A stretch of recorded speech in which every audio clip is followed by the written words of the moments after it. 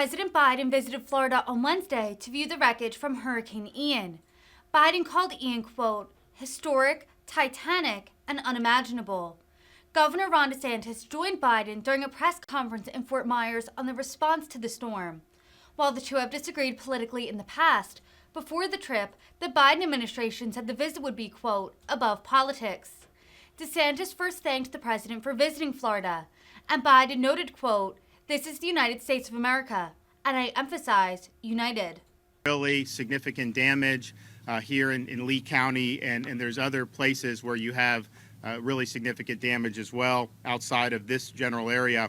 We were very fortunate to have good coordination with the White House and with FEMA from the very beginning of this. We declared a state of emergency last Friday, September 23rd. This was a disturbance out there by Columbia, and then the next day we got a major disaster declaration approved by the president, and we really appreciated that. And that basically set off the massive mobilization that we had ready to be able to respond to this storm. As of now, there have been over 2,500 rescues effectuated. There have been close to 100,000 structures in the most hard-hit areas that have been searched. We've deployed resources that were pre-staged and are now in the field for food, water, and other types of supplies. There's 28 different points of distribution across the affected areas. 45 million bottles of water have been served, 2 million pounds of ice. We had, prior to the storm, 42,000 linemen stationed throughout Florida ready to be on site to restore power as soon as the storm has passed. Today, we have over 97% of the state that has power. Here in Lee County, of course, one of the hardest hit areas, Florida Power and Light has restored 85% of its Lee County customers. Of course, this area is going to proceed once the search and rescue in Fort Myers Beach, which is also an FPL area. The Lee County Electrical Cooperative has accepted mutual aid the state has arranged for linemen from other co-ops, from Duke, and from FPL to assist in restoring to customers throughout Lee County. And so I said I wanted this to be the lineman capital of the world. We have thousands of linemen in places like Cape Coral working really hard to get that power back on. We've also, because of the bridge situation with the causeway in Sanibel, as well as the bridge in Pine Island, we were airlifting linemen onto both of those islands to be able to start surveying the damage and creating a plan for restoration. I will tell you that I was in Sanibel today. You can go over it in a helicopter and you see damage, but it does not do it justice until you are actually on the ground and you see concrete utility poles sawed off right in half, massive power lines everywhere, massive amounts of debris. So that's going to be a really significant effort. But our view is we want to start that as soon as possible and not wait until the causeway is repaired. Charlotte County, FPL estimates full restoration very soon. We've deployed 375 Starlink internet devices that Elon Musk has provided. He's repositioned their satellites. We now have internet at all the pods, all the EOCs, all the key places, and also some places throughout the communities. Our Florida Department of Transportation has cleared 5,000 miles of roadway. And when Pine Island was severed from the mainland, we went out and met with those folks on Friday of last week. And what they said was, we just need to get back and forth from the island. Is there something we can do to either do ferry service or the bridge? So we talked with Florida Department of Transportation. We said we can restore and provide a temporary bridge. So we did that, and that opened today. So Pine Island is now restored to the mainland. There was some talk that they just had to get off the island. That's not who these people are. They are island people. They're not leaving their homes. And so we're happy to be able to have done that. We also just executed a contract for emergency repairs to the Sanibel Causeway. So that's going to take a little bit longer. We anticipate it being done this month in October, and that will provide access back onto Sanibel. In the meantime, we have been airlifting support assets. We'll continue to do that also by boat, but we're optimistic to be able to get at least a temporary fix so that we can start to bring in even more support. And flowing from that is our Division of Emergency Management has put command and control elements and all the barrier islands. So Sanibel now has a C2 element right there. They don't have to worry about going to the county or the state. They're there, and they are going to be effectuating those operations. And so major reconstruction of the power in Sanibel is going to be necessary, and massive amount of debris removal.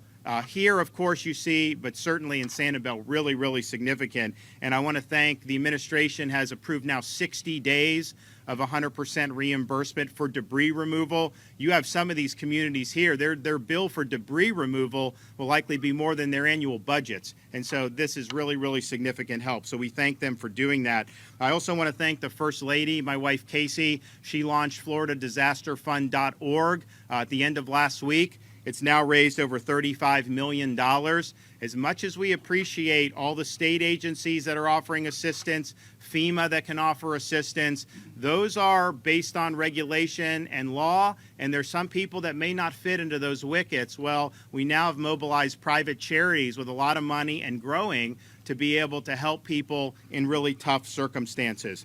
I also just want to say that when you're doing responding to something like this, you have to integrate various levels of government. Of course, our counties and municipalities, they have the boots on the ground. They're involved every day in life safety missions, whether it's police, fire, rescue, what you name it. The state, we manage and coordinate amongst various counties. And then, of course, the federal government, FEMA, providing support. And I think we've worked as well across state, local, and federal of any disaster that I've seen. And so I want to thank Administrator Criswell from FEMA for being on the ground, being supportive, and being very responsive. I think one of the things that you're seeing in this response, we are cutting through the bureaucracy. We are cutting through the red tape, and that's from local government, state government, all the way up to the president. So we appreciate the team effort.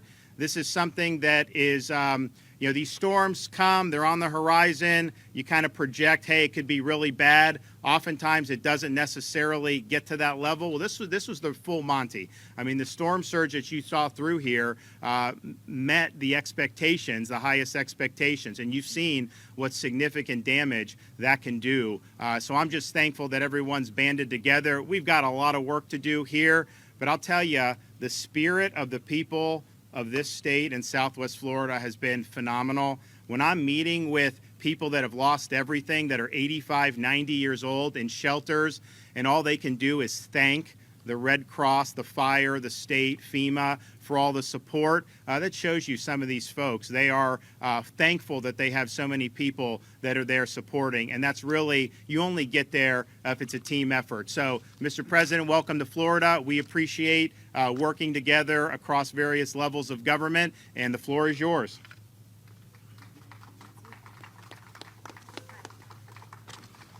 Well, Gov, the First Lady, thank you very much for the hospitality. And,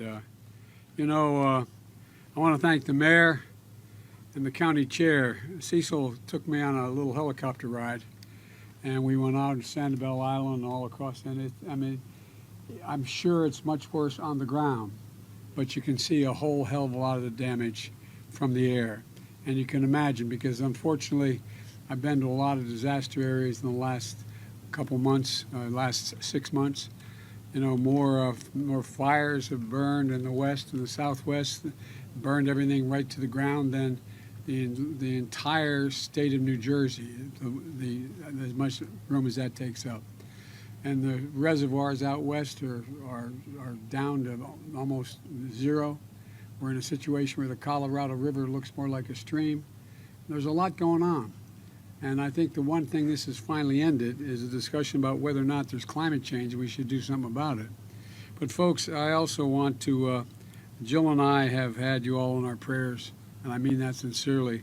And we're here today because we wanted to tell you in person that we're thinking of you, and we're not leaving. We're not leaving until this gets done. I promise you that. When you walk around here, what's left of Fisherman's Wharf, and you don't have to have much of an imagination to understand that everything is historic, titanic, and unimaginable storm just ripped it to pieces. You got to start from scratch, got to move again. And it's going to take a lot of time, not weeks or months. it's going to take years for everything to get squared away in the state of Florida to fully recover and rebuild. We're here today with Governor DeSantis and Senator Rubio and Senator Scott and Congressman Donald. Today we have one job and only one job, and that's to make sure the people of Florida get everything that they need to fully, thoroughly recover. We're one of the few nations in the world that, on a basis of a crisis we face, we're the only nation that comes out of it better than we went into it. And that's what we're going to do this time around. Come out of it better, because this is the United States of America, and I emphasize united. We've seen extraordinary cooperation at every level of government, as the governor has said, and the cooperation began before the storm hit. Number one priority was saving lives. At the request of the governor, I signed an emergency declaration. Let's see if this thing works. Is this one working? I signed an emergency declaration that prepositioned federal assets, including food and water and generators, not only in Florida but in other states. So be ready if the worst happened, and it happened. We also prepositioned the largest number of search and rescue teams ever assembled in the United States. Ever assembled in the United States. And FEMA, the Pentagon, the Coast Guard, other agencies, so we can be ready to respond immediately, working with state and local officials. And the search and rescue teams have knocked on nearly 70,000 doors and rescued over 3,800 people. Yesterday, Lee County alone, the search and rescue teams examined 24,000 structures just in this county, making sure we're accounting for everyone who still may be trapped. We have over 4,000 federal personnel on the ground as I speak. The Army Corps of Engineers is providing emergency power to hospitals across the state, nursing homes, water treatment plants, to make sure these facilities are able to continue to operate. Tens of thousands of utility workers all across America, not just in Florida, all across America responded to the call from Florida that needed help. Thousands from all across America, working around the clock to get power restored. This is about America coming together, and I really mean it. America coming together. FEMA has also delivered, as has been mentioned, 4 million meals, more millions of bottles of water, and making sure that you have the immediate necessities. But we know from experience, I know from experience, how much anxiety and fear and concern there are in the people. We didn't lose our whole home, but lightning struck, and we lost an awful lot of it about 15 years ago. And we had a lot to go to. We had relatives nearby. It wasn't like everything was wiped out. But we know the feeling, that feeling about, where am I going to put my head down on a pillow tonight? How's that going to work? Is my kid going to be okay? Is he going to be able to go back to school? Am I going to be able to build my home? Will the insurance cover it? If I don't have insurance, God knows, what am I going to do? And we're working to speak to all those issues because they all warrant immediate responses. I've instructed my administration to bring every element, every element of the federal government together to help with the immediate needs and long-term rebuilding. Yesterday, we opened a disaster recovery center right here in Lee County. 3 more will be open in this part of the state by tomorrow, and with more to come. And the state is co-locating insurance villages at the same center. So you're not sure what your insurance circumstance is, you're not sure what you're going to get, you can show up and determine in one place, meet with your insurance company, and also apply for federal assistance at the same time. From FEMA to Small Business Administration to the Department of Housing and Urban Development, there are many ways we can help, and we've already started.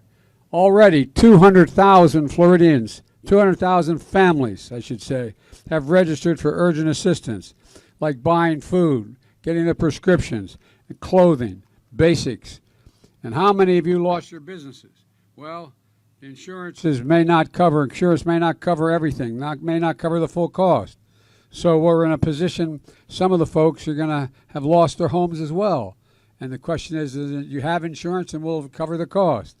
Well, I directed the Small Business Administration to speed up the processing of low-interest disaster loans that can provide up to $2 million for small businesses and nonprofits and additional money for lost income. and 200,000 for homeowners to close the gap between what insurance won't cover and what their needs are. And that's around 1.5% interest rate.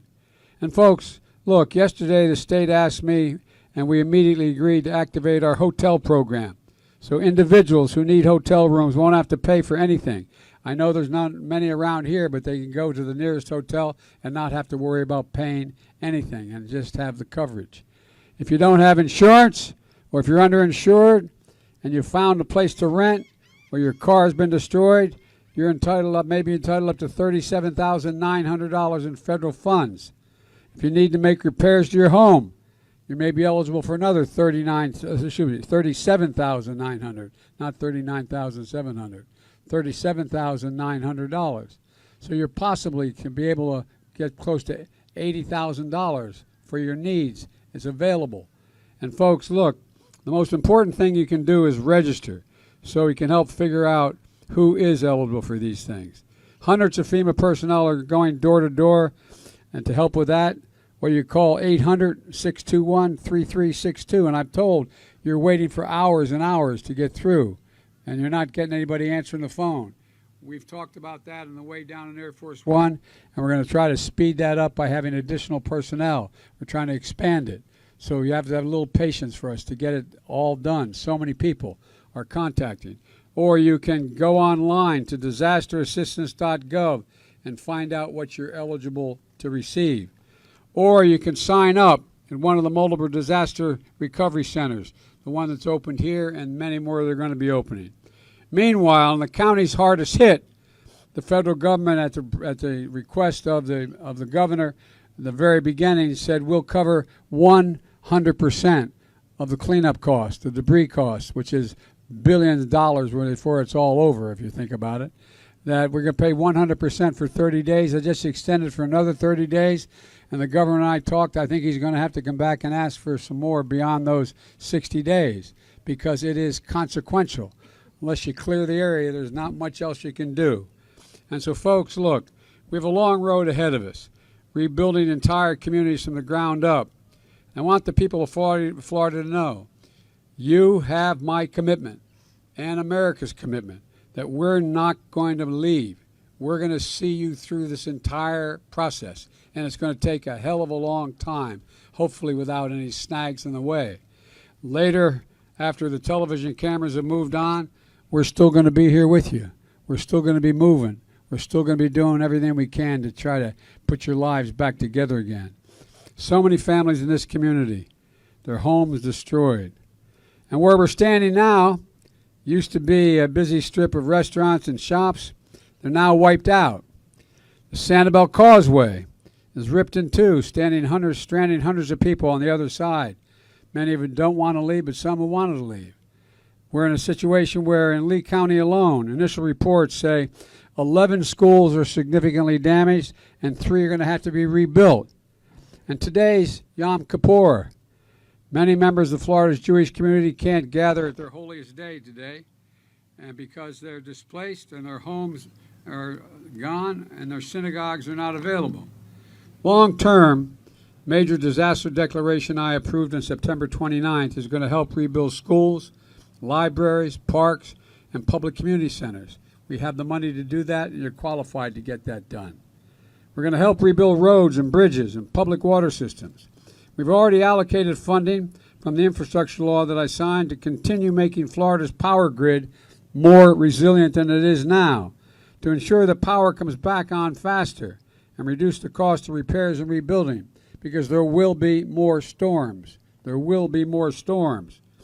When I was vice president, we provided Florida with $200 million to install a smart grid technology, and as a result, the power is being restored quicker in Florida today than it's ever been restored when it's gone out. Florida's already set to receive $13 billion over the next 5 years in federal funding for highways and for bridges. And the key here is building back better and stronger to withstand the next storm. We can't build back to what it was before. You got to build back better because we know more is coming. I was talking to someone who was on Sanibel Island saying that as he walked around, he noticed that those homes that were built later and had different roofs and did different foundations, they did very well. They survived. We can build to withstand the kind of things that you've faced of late. And folks, it's going to take the federal, the state, and local partners and the private sector working together. And here's the deal. I promise you we're going to be with you every step of the way. The people of Florida, to all of you, we're in this together. This is the United States of America. The United States of America.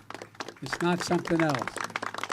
So thank you all, because a lot of people around the country are going through similar disasters. As I said to a couple of the folks I was talking to, and I'll end with this. You know, I've been out, I guess now 9, 10, maybe, depending how you count them, 12 major disasters around the country.